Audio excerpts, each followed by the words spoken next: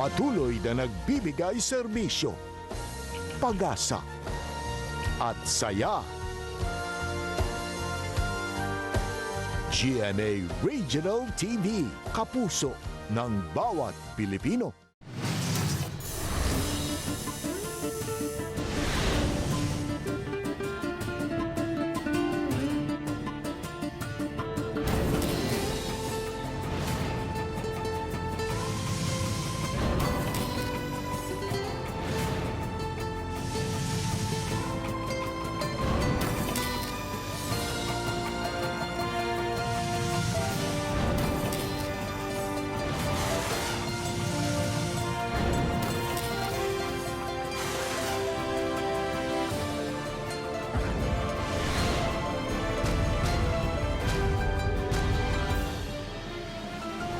Ang GMA Regional TV, Balitang Bisdak.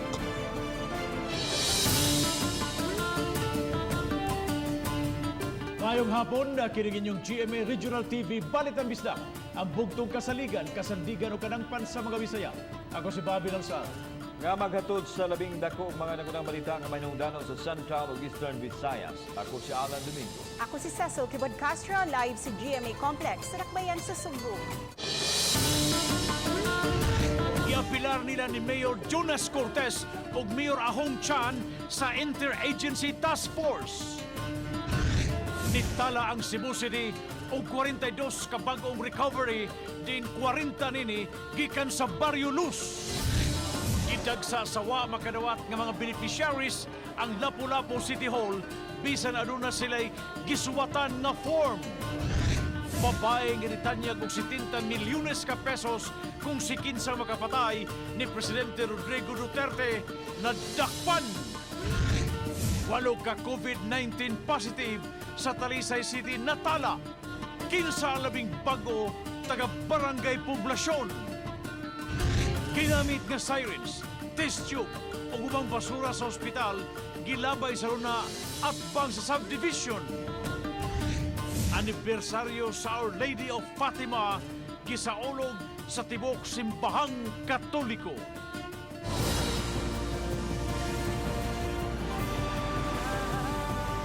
Kini ang GMA Regional TV, Balitang Bisdak.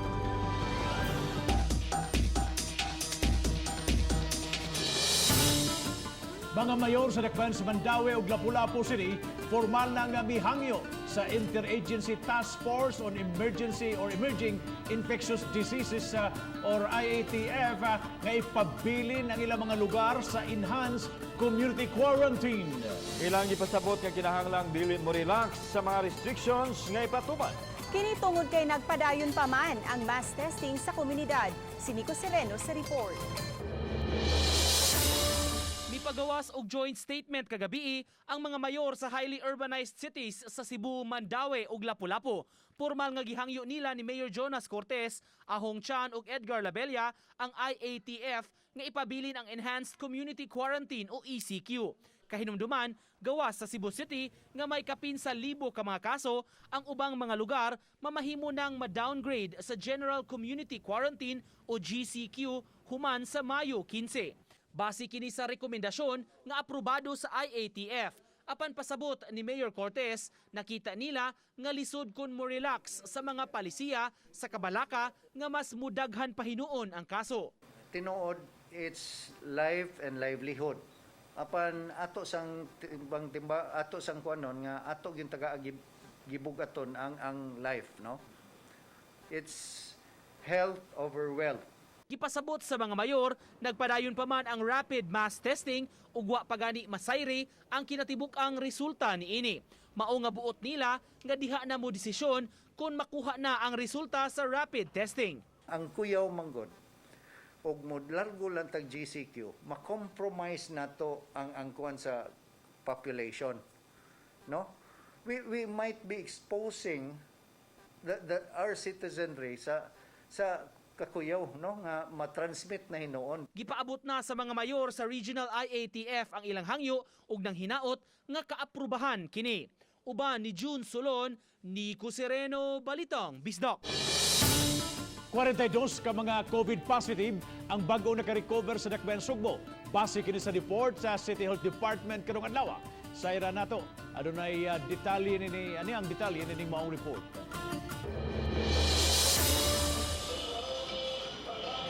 Taliwa sa nagadaghang kaso sa coronavirus sa Cebu City, aduna usay naka-recover na gikan sa balatian.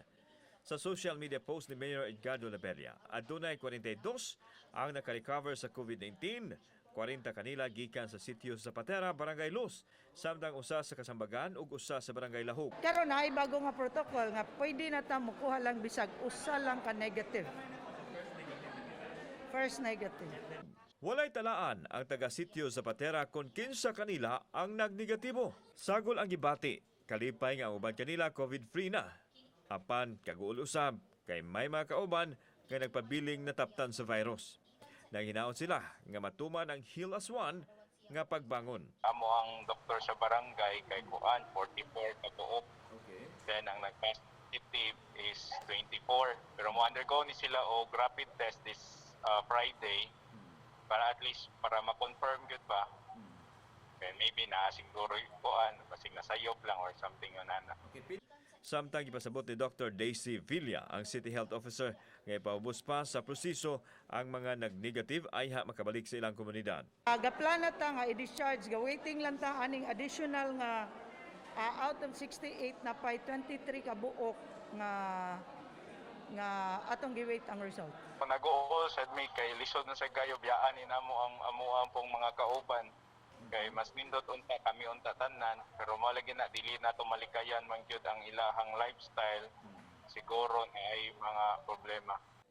Kauban si Marlon Melgaso, ako si Alan Domingo. Balitang Bisdak. Niabot na sa 8 ka kaso sa COVID-19 ang natala sa Dakbayan sa Talisay. Si Lian Singkulan sa report. Sa 8 ka mga kaso sa COVID-19 sa Dakbayan sa Talisay, ang patient number 8, taga-barangay Poblasyon, babae nag-edad o 60 anyos. Samtang ang patient number 7, taga-Pasil apan nag-abang sa barangay Tabunok. Ikaduhang mitaliwan ang patient number 6, 39 anyos, nga taga-barangay Dumlog. Samtang ang patient number 5, 61 anyos, nga taga-barangay Kansuhong. Ang ubang mga COVID-19 patient, ana agi pahiluna sa isolation center sa Dakbayan. Nakalusot sila because some are exempted. Some are exempted.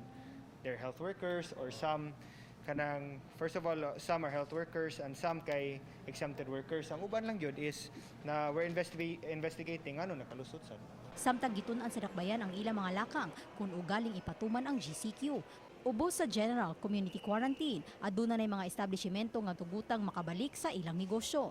Apan matud sa mayor nga makihinabi pa siya sa sektor sa mga negosyante aron mahisgutan ang mga kawani nga gikan sa Dakbayan sa Subo nga nanarbaho sa Dakbayan sa Talisay. I have to consult with everyone involved. Tomorrow I'll meet with the Chamber of Commerce sa Talisay because sila man gyud ang affected og kanang murag maigo ni ani on what businesses are to open, their present workforce and everything. Now, up until Friday, will be various consultations with different members of society. Then maybe we can make a consultative decision kung unsay angay buhaton. Uban ni Renante Quiñones, Lian Sikulan, Balitang Bisdak.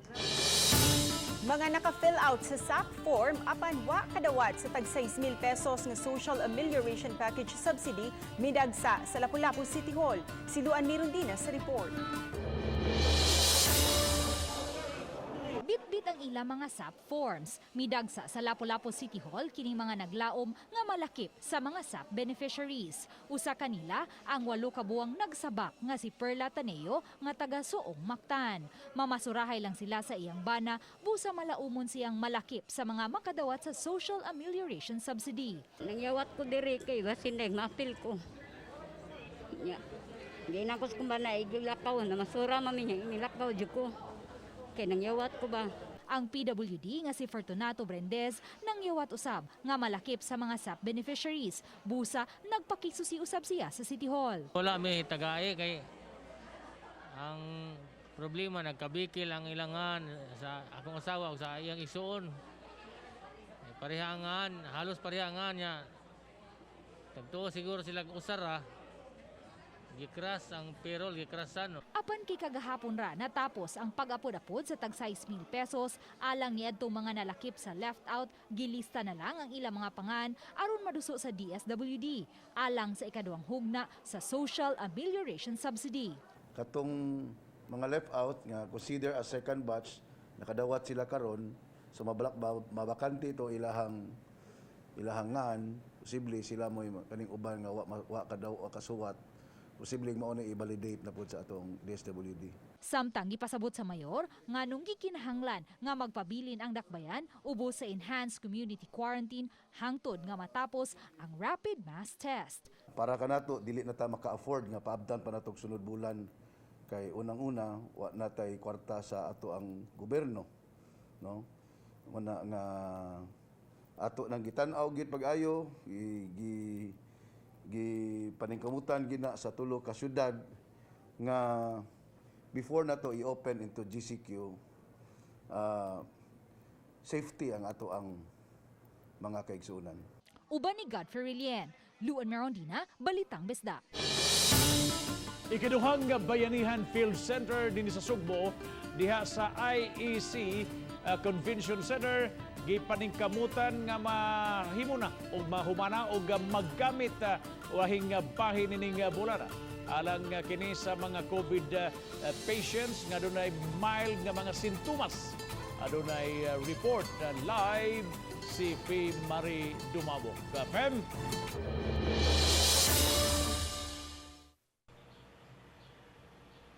Yes, Bob, gitugan sa project manager nga 50% na nga kompleto ang pagpatrabaho sa IEC Bayanihan Field Center. Giangko ni Engineer James Cabardo nga dali na alang kanila ang pagtrabaho sa laing Bayanihan Field Center. Human matapos ang unang Bayanihan Field Center sa Sacred Heart School. Aduna kini 5 ka mga tunnel, dili paagi ang blower alang sa fresh air gikan sa mga centralized aircon sa IEC. O exhaust blower nga dunay negative pressure aron dili magtukyok sa sud ang coronavirus. Gisiguro sab kini nga dunay HEPA filter aron dili usab mabutang sa risgo ang komunidad palibot niini. Mabutangan kini og 130 kahigdaanan alang sa mga COVID patients ug dako usab nga luna alang sa kapahuwayan sa mga doktor ug nurse. From Sacred Heart, we learn our shortcomings. So this one is much bigger. We're using octa norms para dali. Dayon, we're just putting the same negative pressure for the tunnels. Aduna kini managlahi nga CR o kaliguanan alang sa mga pasyente o galang sa mga health workers. Usang entrance o exit alang sa mga health workers pagsiguro nga moagi gyud sila sa decontamination area. Didawd na kini shower o pang-sterilize area. Gikan sa sayo sa buntag hangtod sa alas 10 sa gabi ang pagtrabaho niini aron mahuman kini sa labing daling panahon. Target nila nga sa sunod semana ma-turnover na kini ngadto sa Department of Health. We're hopeful nga kanang the virus will be out of our city, but this is a preparation na if comes to worst mudaghan jud siya. But this is just for level 1 nga kuan. Nahatagad og katumaran ng pagtukod sa Bayanihan Field Center uban sa paningkamot sa OPAV, DOH7, Cebu City Government, Archdiocese of Cebu ug mga pribadong mga tao ug kumpanya. Sa laing bahin, Bob, sa gihimo nga virtual conference karong hapon lang, gitug-an sa OPAV, o banasab ang tulo ka mga yor dinhi sa Tri-Cities nga sa gihimo nga survey nga sa mga nagpositibo, 80 kanila ang mga symptomatic o 20% ang mga adunay sintomas. Sinungdan nga nakadesisyon ang tulo ka mga yor sa Tri-Cities nga ipadayon gud ang paghimo sa mass testing ug sa rapid strategized testing. Bob? Thank you so much, P. Marie Dumabok, sa imong live update. Padayong naghangyo si Mandawi City Mayor Jonas Cortez sa mga Mandawihanon nga mosalmot ug magpakuha og blood sample sa nagpadayong rapid mass testing karon sa syudad. Bisan siya wa magpanukong mihatag og sample. Ang detalye ni Nico Sereno. Mismo si Mayor Jonas Cortez og pipila sa iyang mga department heads ang misalmot sa mass testing. Tuyo sila nga miadto sa barangay sentro aron pagsanong sa imbitasyon paghatag sa ilang blood sample. Ang rapid testing nga gilusad sa Mandawi, Lapu-Lapu ug Cebu City Ubos sa project Balik Buhay nga nagtinguha paghanaay og mga stratehiya batok sa COVID-19. Ang ako lang leadership by example nga dili tanawa ra gud ang sa Mandawi. In fact, naiuban diha nga taas kayong rates nga 100 plus, na 200 plus ang percent ang kuan no ni saka ang kuan. So that only shows nga ang mga tao makakita sila bitaw nga di angay mahadlok, angay tang kuan. It's a matter of informing. Nang hinaot si Cortez, dili magpanuko ang mga Mandawihanon pagsanong sa imbitasyon sa rapid testing. Malaumon siya makabot ang target sa mga otoridad nga 10% sa kinatibukan nga populasyon. Yes, I agree that PCR is the gold standard. But the best testing is the combination of both. The rapid testing and the PCR. Samtang kaganiha, formal nga gitugyan sa mga opisyales sa 6th Distrito ang dugang hinabang alang sa mga Mandawihanon. Gipangunayan kini nila ni Congresswoman Lollipop Uwano Dizon, Board Member Glenn Soco ug Jonky Uwano. Lakip sa gidunar ang hinabang sa Kapitolyo nga bugas humay nga giapod-apod sa mga residente pinaagi sa mga barangay. Uba ni June Sulon, ni Kusireno, Balitang Bisdak. Sa lalawigan sa Bohol, nagpabiling higpit ang gipatuman nga mga quarantine measures bisan og gipaubos na ang Bohol sa General Community Quarantine. Una na kining gipatuman sukad Mayo 1. Daghan ang mga establishmento ang bukas apan kinahanglang mosunod sa protokol. Ang mga mugawa sa balay kinahanglang adunay home quarantine pass. Bisan sa pampublikong sakyanan, limitado lang ang sakay. Aduna say nakaali nga mga plastic sa mga tricycle. Gani ang mga driver na mismo ang maglimit sa pasahero aron dili makamulta. Bisan kun ubos na sa GCQ, wa gihapoy sea and air travel sa Bohol ug walay bisita nga pasudlod sa probinsya. Padayon usab ang quarantine measures sama sa pagsuspenso sa klase, pagtuman sa curfew, liquor ban, strict social distancing, mandatory nga paggamit og face mask ug uban pa. Gidili usab ang pagkaligo sa dagat, pagpahigayon og sports-related gatherings ug uban pa.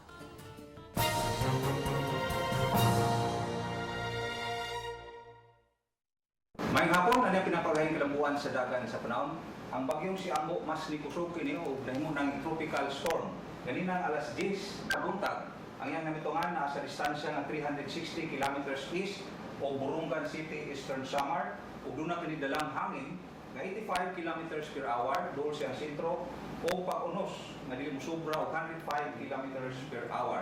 Nibalik og hinay ang iyang dagan o pagliho sa direksyon nga amihanang kasadpan.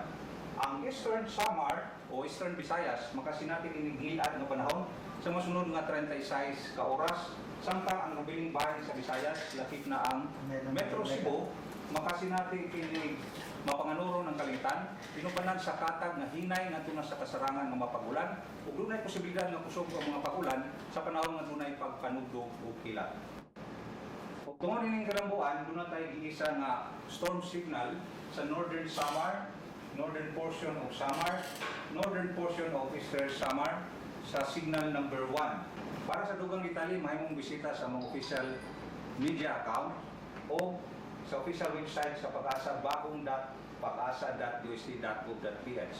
Gikan diri sa buhatan sa Pag-asa Mactan, Pag-asa Visayas, DOST. Alkiblat, daghang salamat.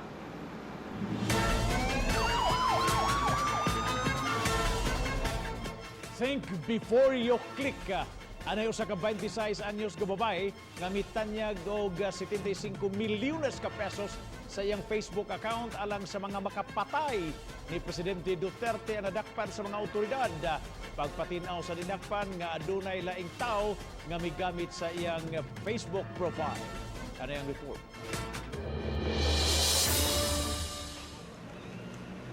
Gidala sa bahatan sa Criminal Investigation and Detection Group CIDG-7 ang 26 anyos nga taga-barangay Ibabaw lungsod sa Cordova. Nasikop siya sa CIDG-7 o sa Regional Anti-Cybercrime Unit RACO 7 o ubang mga unit sa kapulisan tungod sa iyang pag-post sa social media ang nanghulga batok sa presidente. Kaninang buntag adunay gipahimutang ang ato ang CIDG o CIDG Mandawi City in coordination with the other units, no? Lapu-Lapu City Field Unit, ang ganang RIU o kining Cordoba, MPS and Regional Anti-Cybercrime Unit 7. Sa post sa social media, mitanyag siya og 75 milyones pesos sa makapatay sa presidente sa iyang kadismaya. Wa makuha sa Balitang Bisdak ang iyang habig apan matod sa CIDG7 mihimakak ang dinakpan. Doon na kunoy laing tao nga migamit sa iyang FB profile. Matod sa CIDG, ang korte na ang mohukom sa kasong inciting to sedition nga ipasakab patok sa suspect. Diya nga so gi-exploit nato ni nagconduct og kining investigation, cybercrime patrolling. So na pamatudan nato nga aduna gyoy adunay tao nga nagpost ni. So diha gi-conduct og kining police operation. Di nakuha nato ang usa ka lumulupyo sa diha sa Cordoba. Pasidaan sa CIDG sa publiko nga magbantay sa ilahang mga post kay masubay ra sila. Samtang sa Dagupan City sa Pangasinan, nasikop usab ang usa ka lalaki nga nagpost sa social media nga motanyag usab og 50 milyones pesos alang sa makapatay ni Presidente Rodrigo Duterte. Sinerge ko yung kanilang profiles, sinerge ko yung kanilang chat groups, kinonect ko hanggang sa marating ako dito sa ating subject. Nasigop ang suspek sa Santa Cruz, Zambales, kinsa usa ka magtutudlo nga mipadayang sa iyang pagbasol. Nagtuo ang usa ka sociologist, mangandoy lang kining makadapit og pagtagan aron mo sikat. Dahil sa kasikatan ng social media, marami ang nagsasamantala para pag nasabi nila yung kanilang hinaing o yung kanilang gustong sabihin, ay maraming viewers na pwedeng mag-like, mag-share. Mag-atubang og baybayng kaso ang suspek og posibleng matangtangan og lisensya isip magtutudlo. Think before you click. Mo ni ang pahimangno sa mga otoridad alang sa mga netizen nga magpataka og post sa social media kay basin og kini ang maghatod kaninyo sa kalautan, ilabi na kung ang inyong mga post maghatag og kadaot ngadto sa inyong isig ka tawo. Kauban ni Marlon Milgaso, ako si Alan Domingo. Balitang Bisdak.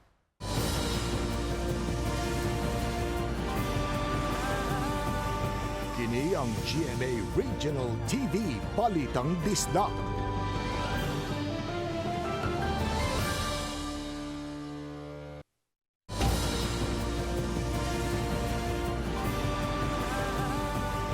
Kini ang GMA Regional TV Balitang Bisdak.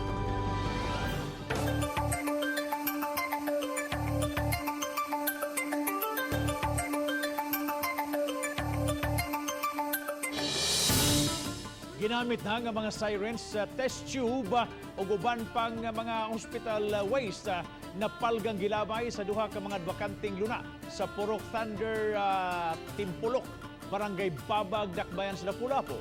Si Luan Mirondinas, doon ay report.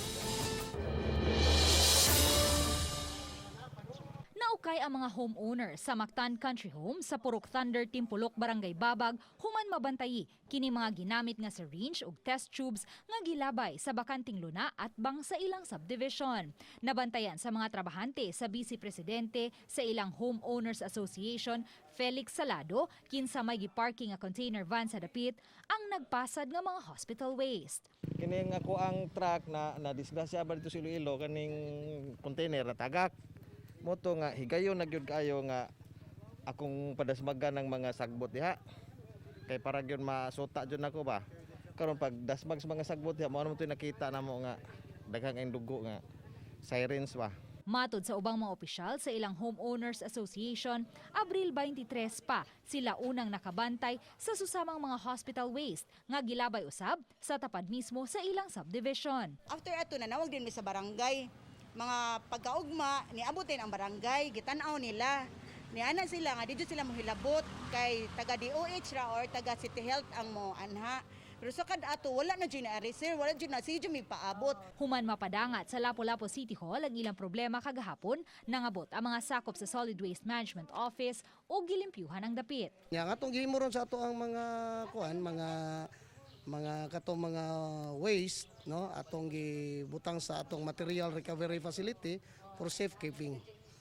Kay wala pa man ta mag-agad pa man ta spasi kung pwede naman na i-pull out. So ato pa nang ipa-check. Moabot sa na po ka mga sako nga hospital waste ang nakuha haduol sa Pacific Grande 2. Samtang moabot usab sa 3 ka sako ang nakuha sa bakanting luna kilid sa Mactan Country Homes. Human makuha ang mga hospital waste dinhi ug mahawanan kini sa mga sagbot panghinaot unta sa mga molupyo dinhi nga unta ma-disinfect usab ang ilahang palibot. Ilabi na kay mga hospital waste ang gipanglabay dinhi. Sa CCTV footage nga nakuha sa subdivision, nabantayan kining usa ka puti nga van nga mihunong sa bakanting luna Martes sa gabii sa wala pa mabantayi ang mga hospital waste sa dapit. Nagparking ang van sulod sa pipila ka minutos. Apan wa makita kung may mikanaog nga tawo. Nagduda ang lokal nga kagamhanan sa dakbayan sa Lapu-Lapu nga posibleng iya kini sa usa ka pribadong hauler nga mikuha og mga basura gikan sa mga pribadong hospital o baka clinic. Base sa informasyon nga atong nakuha, nagsugod ni siya ato pang pizza 23 sa Abril, no? Muna makasiguro ta nga kining gipanglabay dili ni in relation sa atong gihimo nga rapid test. Subay ni ini, patauran og dugang suga ang dapit, og pabutangan og tanod. Uban ni Godfrey Rilien, Luan Merondina, Balitang Bisdak. Mosobra sa 30 kamatalisay noon ang niuli silang SAP cash assistance samtang gipaninguha usab sa CSWD sa Dakbayan nga mahurot na ang 1% nga nahabilin nga wa pa makadawat sa maong ayuda. Silian Singkulan sa report. Tuyong miadto sa opisina sa CSWD sa Dakbayan sa Talisay, si Andre Barquillo aron pag-uli sa nadawat nga cash assistance gikan sa Social Amelioration Program. Kini human makadawat siya og ayuda gikan sa SSS. Matud ni Andre nga niadtong Lunes siya nakadawat sa 6,000 pesos nga ayuda sa SAP apan wa niya kini hilabti. Ako lang iuli ma'am kay sa tinud anay karon nagalisod mo jud ta. Pero namog mga uban tawo nga dili makatug ba nga ila jud itugan gani. So ako na lang iuli jud kay makonsensya man sad ta. Usa lang si Andre sa kapin 30 ka mga tawo nga may uli sa ayuda sa SAP gumikan sa nagkalain-laing hinungdan. Gitata usab ni Filipa Solana, CSWD head nga 99% na sila sa SAP distribution. Ang nahabiling 1% gipaninguha usab nila nga mahatag karong adlawa ngadto sa mga wala pa makaklaim niini gumikan sa nagkalain-laing rason. Amo na lang gikita kato mga replacement ma'am kay naman sa iniuli sa ilahang mga assistance nga nadawat. Kay ako ba nakadawat na sa SSS, nakadawat sa DOLE. So ilang gibalik. So karon amo na sang gipaanan og replacement aron mahatag gyud ang assistance. Gipanghatag na to balik sa respective barangays na katong doon na pa yung mga unclaim. Mahuman siya o para i-liquidate niya, may bawaan na to kung pila kita ka percent ang nahatag. Samtang nalipay usab ang mga napuli sa mga may uli sa SAP cash assistance sama sa 59 anyos nga si Rowan Embornas nga taga Barangay Poblasyon nga midawat sa 6,000 pesos. Salamat nga kuan. Driver mo tricycad. War may mong kuan pangita. Uban ni Renante Quiñones, Lian Singkulan, Balitang Bisdak. Sa lalawigan sa Bohol, sarado gihapon ang mga simbahan bisan pa sa General Community Quarantine. Tungod kay karong adlawa, Mayo 13, kapistahan sa Birhen sa Fatima, usa ka pribadong misa ang giselebrar ug makita ra usab pinaagi sa social media ug sa TV. Apan aduna gayoy parokyano nga may adto gihapon sa simbahan aron didto maminaw sa misa. Hinuon anaara sila sa gawa sa pultahan sa St. Joseph the Worker Church nag-ampo. Adunay speaker sa gawas aron madunggan ang misa. Aduna say nagdagkot og kandila uban sa pag-ampo nga mawala na ang atong giatubang nga pandemya. Unom ka mga bagong kaso sa COVID-19 ang natala sa Lapu-Lapu City.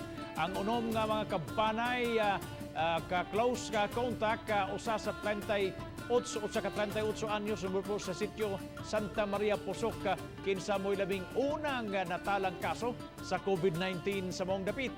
Sa pagkakaroon aduna na 48 ka mga COVID positive patient ang Lapu-Lapu City. Wa pay labot ni ang resulta sa gipahigon nga rapid mass testing sa nakailaing mga barangay sa maong dakbayan. Kagahapon nakapahigayon na usab og mass testing sa lain-lain mga dapit. Apan gipaabot pa ang resulta niini. 18 ka mga pulis nataptan sa coronavirus sa Dakbayan, Sugbo, samtang aduna usay mga non-uniform police personnel ang nataptan. Usab gipahibaw ni Police Colonel Josepino Ligan, ang Cebu City Police Director, nga 16 kanila na destino sa Sawang Calero Police Station, laing usa sa Carbon Police Station ug usa sa Regional Mobile Force Battalion nga na destino sa sitio sa Patera.